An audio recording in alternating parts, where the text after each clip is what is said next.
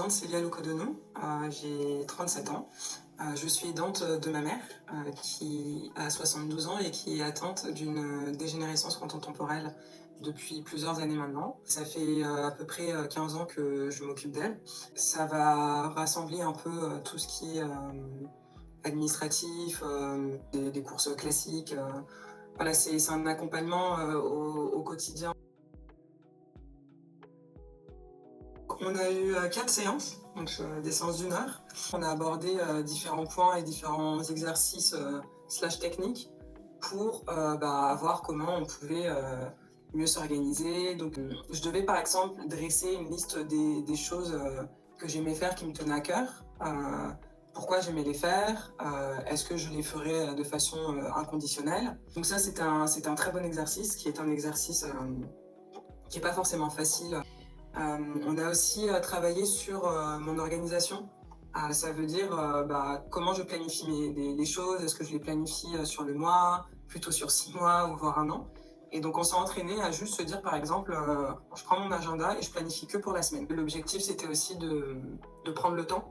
C'était très utile parce que non seulement j'ai pris le temps pour mieux faire les choses pour ma mère, mais surtout pour moi aussi. Je me suis rendu compte par exemple que sur une certaine période, j'avais, je sais pas, au moins 3 activités différentes dans la semaine, alors que ma seule envie, c'était juste de dormir. Donc, c'était très instructif et très utile.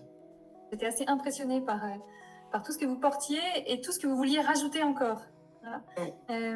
On a fait du coup un tri et je me souviens finalement, c'est une question toute simple qui vous a aidé à faire le tri, c'est qu'est-ce que j'aime vraiment faire.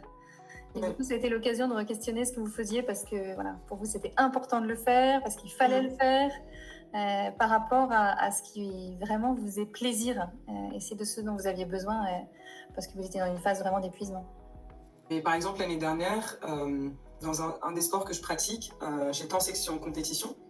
Et cette année, juste en faisant le bilan, j'ai décidé de continuer cette pratique sportive, mais juste en prenant des cours classiques et sans faire de la compétition, et ça me va très bien en fait. Voir vraiment ce qui nous convient et ce qu'on est aussi capable de faire, mais de façon à être bienveillant envers soi-même, quoi.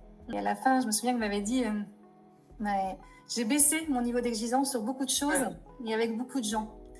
Et ça s'est aussi décliné sur votre rôle d'aidante. Vous me disiez à la fin, voilà, maintenant, quand je vais voir ma mère, je ne vais pas la voir en mode remplacement avec toute une liste de choses à faire, mais je vais la voir parce que j'ai envie de la voir en tant que fille, avec l'envie de passer du temps avec elle.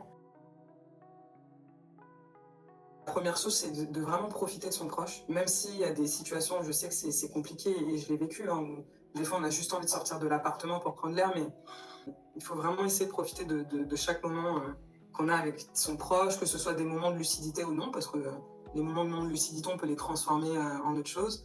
Donc, deuxième conseil, c'est de ne pas s'oublier. C'est facile à dire, mais ça peut beaucoup aider à encore mieux prendre soin de la personne. Et voilà, quand on prend le temps pour soi, on est peut-être moins sensible aussi à certaines choses de la part du malade. Donc. Et le troisième conseil que je pourrais donner, c'est être toujours dans cet état d'esprit de bienveillance, que ce soit envers nous-mêmes ou envers la personne pour laquelle, ou les personnes pour lesquelles nous sommes aidants.